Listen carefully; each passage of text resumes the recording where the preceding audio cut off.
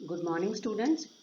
आज जो टॉपिक हम करने जा रहे हैं वो है classification of magnetic materials. Magnetic materials की बेटे जो प्रॉपर्टीज़ होती हैं उनके बेस पर हम मैग्नेटिक मटेरियल्स को 3 क्लासेस में डिवाइड करते हैं: डायामैग्नेटिक, पैरामैग्नेटिक एंड फेरोमैग्नेटिक। अब हम देखते हैं कि डायामैग्नेटिक, पैरामैग्नेटिक और फेरोमैग्नेटिक सब्सटेंसेस होते कौन कौन से हैं। सबसे पहले देखते हैं हम diamagnetic substances. These are those in which individual atoms or molecules or ions do not possess any net magnetic moment of their own. Means कि जो भी डायामैग्नेटिक सब्सटेंस के एटम्स हैं या मॉलिक्यूल्स हैं उनका अपना कोई भी मैग्नेटिक मोमेंट नहीं होता, लेकिन हाँ जब हम उनको किसी एक्सटर्नल मैग्नेटाइजिंग फील्ड के अंदर रखते हैं उस सब्सटेंस को तो उनमें मैग्नेटिक प्रॉपर्टीज आ जाती हैं, बहुत कम। मैंने लिखा है ना, when such substances are placed in an external magnetizing field they get weakly magnetized in a direction opposite to the magnetizing field. लेकिन यहाँ पर एक मेन चीज क्या देखने वाली है कि जो मैग्नेटिक प्रॉपर्टीज होंगी, जो उसकी मैग्नेटिक प्रॉपर्टीज की डायरेक्शन होगी, that will be opposite to the magnetising field. जिस फील्ड में हमने उसे रखा है उससे बिल्कुल ऑपोजिट डायरेक्शन में वो वीकली मैग्नेटाइज होगा। एग्जाम्पल्स हैं एंटीमनी है, बिस्मथ है, कॉपर है और भी कई इसकी एग्जाम्पल्स हैं। नेक्स्ट है हम देखते हैं paramagnetic substances. These are those in which individual atoms, molecules, ions has net non zero magnetic moment of its own. Diamagnetic में हमने बोला था कि इंडिविजुअल एटम्स की, मॉलिक्यूल्स की अपनी कोई भी नेट मैग्नेटिक मोमेंट नहीं होती, लेकिन पैरा में हम क्या कह रहे हैं कि उनके पास कोई नेट मैग्नेटिक मोमेंट होता है, बट जब हम उसको टोटली काउंट करेंगे तो उसकी कोई भी वैल्यू नहीं होगी। When such substances are placed in an external magnetizing field, they get weakly magnetized in the direction of the magnetizing field. जब हम पैरामैग्नेटिक सब्सटेंसेस को एक्सटर्नल मैग्नेटिक फील्ड के अंदर रखेंगे तो वो भी वीकली मैग्नेटाइज्ड होंगे, लेकिन डाया से बिल्कुल ऑपोजिट डायरेक्शन में। पैरामैग्नेटिक की मैग्नेटाइजिंग डायरेक्शन क्या होगी? जो हमारे मैग्नेटिक एक्सटर्नल मैग्नेटिक फील्ड की डायरेक्शन है। इसकी एग्जांपल्स हैं एल्यूमिनियम है, क्रोमियम है, मैंगनीज एटसेट्रा। थर्ड टाइप जो मैग्नेटिक सब्सटेंसेस की हम कर रहे हैं दैट इज फेरोमैग्नेटिक सब्सटेंसेस, और इसमें भी पैरामैग्नेटिक की तरह ही हर एक इंडिविजुअल के पास, हर एक इंडिविजुअल एटम, मॉलिक्यूल के पास नॉन जीरो मैग्नेटिक मोमेंट होता है जैसा कि पैरामैग्नेटिक में था, बट जब हम पूरे सब्सटेंस की टोटल काउंट करते हैं तो उसकी नेट वैल्यू 0 हो जाती है। और जब हम फेरोमैग्नेटिक सब्सटेंस को एक्सटर्नल मैग्नेटाइजिंग फील्ड के अंदर रखते हैं तो वो भी मैग्नेटाइज हो जाता है फील्ड की डायरेक्शन में। पैरा और फेरो में डिफरेंस क्या है? स्ट्रांगली मैग्नेटाइज हो जाएगा फेरोमैग्नेटिक सब्सटेंस। आगे हम जो भी प्रॉपर्टीज करेंगे उसमें हम यही चीज देखेंगे कि पैरा और फेरो इन दोनों की प्रॉपर्टीज काफी सिमिलर हैं, सिर्फ कुछ डिग्रीज का फर्क है। जैसे पैरामैग्नेटिक मैग्नेटाइज हुआ फील्ड की डायरेक्शन में वीकली, और फेरोमैग्नेटिक मैग्नेटाइज हो रहा है सेम फील्ड की डायरेक्शन में बट स्ट्रांगली मैग्नेटाइजिंग। और एग्जांपल्स हैं इसकी आयरन है, कोबाल्ट है और निकल। चलिए अब हम डायामैग्नेटिज्म को थोड़ा डिटेल में स्टडी करते हैं। हर एक जो इलेक्ट्रॉन रिवॉल्व कर रहा है किसी एटम में उसको हमने पहले स्टडी किया है ना, आपने इससे पहले एक आर्टिकल कवर किया है कि जो भी रिवॉल्विंग इलेक्ट्रॉन है वो किस तरह काम करता है, एक टाइनी लूप ऑफ करंट के इक्विवेलेंट होता है वो। तो दैट मीन्स हर एक इलेक्ट्रॉन का कोई ना कोई ऑर्बिटल मैग्नेटिक डायपोल मोमेंट, जिसको मैंने डिनोट किया है ML के साथ, वो जरूर होगा। और उसी के साथ हमें पता है कि हर एक इलेक्ट्रॉन जो है वो स्पिन करता है अपने एक्सिस के अराउंड, तो दैट मीन्स उसका कोई ना कोई स्पिन मैग्नेटिक मोमेंट भी जरूर होगा। तो नेट मैग्नेटिक डायपोल मोमेंट कितना हो जाता है? ML और MS का सम। और डायामैग्नेटिक सब्सटेंस के अंदर हम क्या देखते हैं कि जो ML है और MS वो दोनों एक दूसरे को कैंसिल कर देते हैं, तो एज अ रिजल्ट जो एटम है उसका कोई भी नेट मैग्नेटिक डायपोल मोमेंट नहीं होता। यहाँ पर हम स्टडी करेंगे दो इलेक्ट्रॉन्स, क्लॉकवाइज डायरेक्शन में जा रहा है एक इलेक्ट्रॉन और दूसरा जा रहा है एंटी क्लॉकवाइज डायरेक्शन में। यहाँ पर जो इलेक्ट्रॉन्स हैं उनकी एंगुलर वेलोसिटी सेम होगी, रेडियस जो वो कवर कर रहे हैं वो भी सेम होगा, बट उनकी जो सेंस है, डायरेक्शन है, वो हो जाएगी opposite.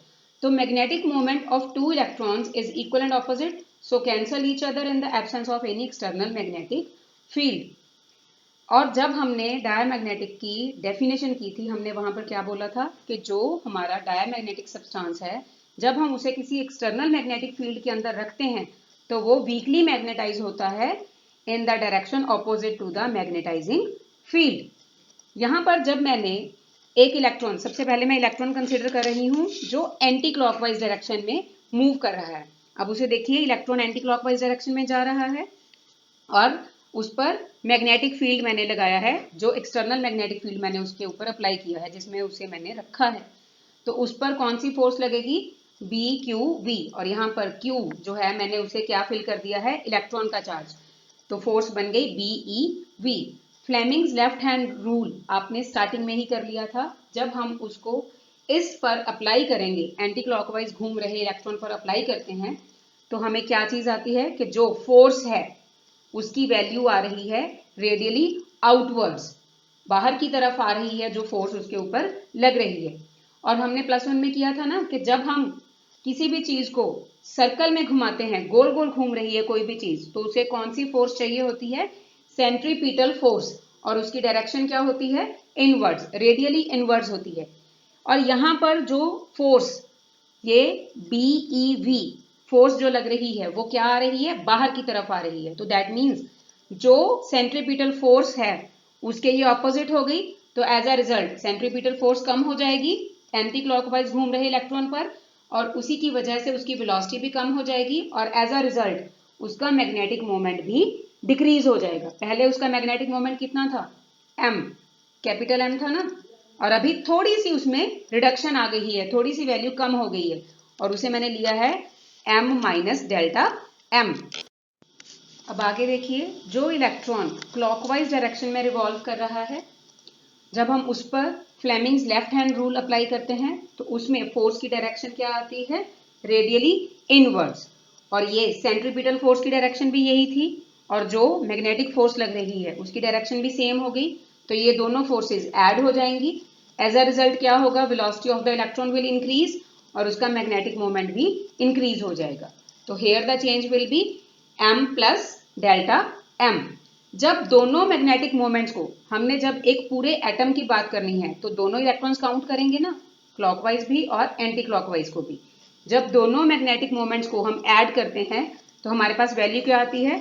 M plus delta M minus bracket में आ जाती है हमारे पास एंटी क्लॉकवाइज घूम रहे इलेक्ट्रॉन की magnetic moment, which was M minus delta M। जब हम इसको सॉल्व करते हैं तो हमारे पास रिजल्ट क्या आता है कि 2 डेल्टा M, और इसकी डायरेक्शन क्या होगी? Directed opposite to the external magnetic field. आप डायग्राम में भी देख सकते हैं कि जो M प्लस डेल्टा M है ये लार्ज वैल्यू है ना, ये ऊपर की तरफ है, और जो मैग्नेटाइजिंग फील्ड, एक्सटर्नल फील्ड मैंने अप्लाई किया है उसमें B के साथ डिनोट किया है मैंने उसको, उसकी डायरेक्शन डाउनवर्ड है। तो जो डायमैग्नेटिक सब्सटेंस में थोड़ा सा मैग्नेटिक मोमेंट आया है, that is opposite to the external magnetic field. Magnetic moment induced in different atoms add, ये तो एक एटम की बात की थी, एक प्रॉपर जो हमारा सब्सटेंस है उसमें तो बहुत सारे एटम्स होंगे ना, तो जब हम उन सबको ऐड करेंगे तो क्या होगा? That will give rise to net magnetisation of material in the direction opposite to B। Last article में हमने देखा कि किस तरह से डायमैग्नेटिक मटेरियल को जब हमने एक्सटर्नल मैग्नेटिक फील्ड के अंदर रखा तो उसमें कुछ मैग्नेटिक प्रॉपर्टीज जो हैं वो आ गई हैं, और उनकी डायरेक्शन क्या हो गई थी? Opposite to the applied magnetic field. अब आगे हम देखते हैं पैरामैग्नेटिज्म। पैरामैग्नेटिक मटेरियल्स की डेफिनेशंस के टाइम हमने देखा था कि जो इसके इंडिविजुअल एटम्स हैं उनका तो कोई ना कोई मैग्नेटिक डायपोल मोमेंट होता है, लेकिन जब हम पूरे स्पेसिमेन का देखते हैं, पूरे मटेरियल का देखते हैं, तो उसका रिजल्टेंट मैग्नेटिक डायपोल मोमेंट 0 होता है। आप डायग्राम में देखिए, जो मैंने छोटे छोटे ऑक्टागन्स बनाए हैं उसमें मैंने एटम को रिप्रेजेंट किया है, और उसके अंदर जो पर्पल कलर के एरोज हैं वो रिप्रेजेंट कर रहे हैं उस पर्टिकुलर एटम की डायपोल मोमेंट की डायरेक्शन। और अब देखिए सभी की डायरेक्शन रैंडम है ना, किसी की लेफ्ट हैंड साइड है, किसी की डायगनली है, और किसी की राइट हैंड साइड है। और जब हम इन सबको ऐड करेंगे तो इसकी नेट रिजल्टेंट वैल्यू आएगी 0। तो एज अ रिजल्ट चाहे पैरामैग्नेटिक मटेरियल्स के हर एक एटम के पास डायपोल मोमेंट है, पर पूरे पैरामैग्नेटिक मटेरियल का नेट वैल्यू जो है वो हो जाता है 0। तो एज अ रिजल्ट जब तक हम कोई एक्सटर्नल मैग्नेटिक फील्ड अप्लाई नहीं करते तो हमारा पैरामैग्नेटिक मटेरियल जो है वो मैग्नेट की प्रॉपर्टीज एक्वायर नहीं कर पाता। हमने देखा कि जो हमारा पैरामैग्नेटिक मटेरियल है एज अ होल उसका कोई भी डायपोल मोमेंट नहीं है, और जब मैंने उसे एक्सटर्नल मैग्नेटिक फील्ड में रखा, आप डायग्राम में देखिए मैंने एक्सटर्नल मैग्नेटिक फील्ड अप्लाई कर दिया है और मेरे एक्सटर्नल मैग्नेटिक फील्ड की डायरेक्शन क्या है, लेफ्ट टू राइट। तो एज अ रिजल्ट जो एटम्स हैं उनके सारे के सारे डायपोल्स की डायरेक्शन भी यही सेम हो गई है। पहले वो रैंडमली पड़े थे ना इधर उधर, अब उन सब की डायरेक्शन सेम हो गई है, सभी एक डायरेक्शन में अलाइन हो गए हैं। तो एज अ रिजल्ट जो पैरामैग्नेटिक मटेरियल पहले मैग्नेटिक प्रॉपर्टीज जिसकी 0 थी, अब उनमें कुछ मैग्नेटिक प्रॉपर्टीज आ गई हैं, लेकिन ये कोई बहुत स्ट्रॉन्ग मैग्नेट नहीं बना है, इसकी मैग्नेटिक प्रॉपर्टीज काफी कम है। सो वी कैन से कि the specimen gets weakly magnetised in the direction of the magnetic field. Diamagnetic की डायरेक्शन ऑपोजिट थी ना, ये ध्यान रखने वाली बात है कि पैरामैग्नेटिक की जो डायरेक्शंस हैं वो सेम है as of the external magnetic field. अब आगे एक छोटा सा कॉन्सेप्ट और देखते हैं कि अगर हम इस मटेरियल का टेम्परेचर इंक्रीज कर दें तो एज अ रिजल्ट क्या होगा, मैग्नेटिक डायपोल्स कोई काइनेटिक एनर्जी उनकी चेंज हो जाएगी और एज अ रिजल्ट वो फिर से डिसओरिएंट हो जाएंगे, मतलब रैंडमली उनकी डायरेक्शन हो जाएगी और उसकी मैग्नेटिक ससेप्टिबिलिटी, मैग्नेटिक प्रॉपर्टीज वो टेम्परेचर के बढ़ने के कारण रिड्यूस हो जाएंगी। डायामैग्नेटिज्म और पैरामैग्नेटिज्म को स्टडी करने के बाद अब आगे हम देख रहे हैं फेरोमैग्नेटिज्म। फेरोमैग्नेटिज्म को बेटे वीस ने एक्सप्लेन किया है डोमेन थ्योरी के बेस पर। पैरामैग्नेटिक सब्सटेंसेस की तरह ही हर एक एटम जो फेरोमैग्नेटिक सब्सटेंस का है वो टाइनी मैग्नेटिक डायपोल मोमेंट रखता है ना। यहाँ पर जो एटम्स हैं वो एक इकट्ठा होकर एक पर्टिकुलर रीजन बना लेते हैं जिसको हम डोमेन कहते हैं, और हर एक डोमेन एक स्ट्रॉन्ग मैग्नेट की तरह बिहेव करता है।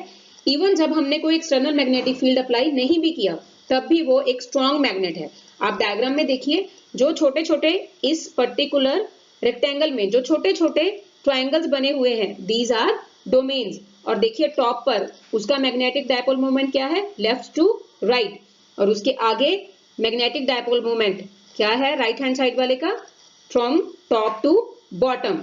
इसी तरह से जो थर्ड है, अगर हम क्लॉकवाइज डायरेक्शन में चल रहे हैं तो जो थर्ड हमारे पास डोमेन आ रहा है उसका मैग्नेटिक डायपोल मोमेंट की डायरेक्शन क्या है, राइट टू लेफ्ट, और जो फोर्थ वन है उसकी है डायरेक्शन बॉटम टू टॉप।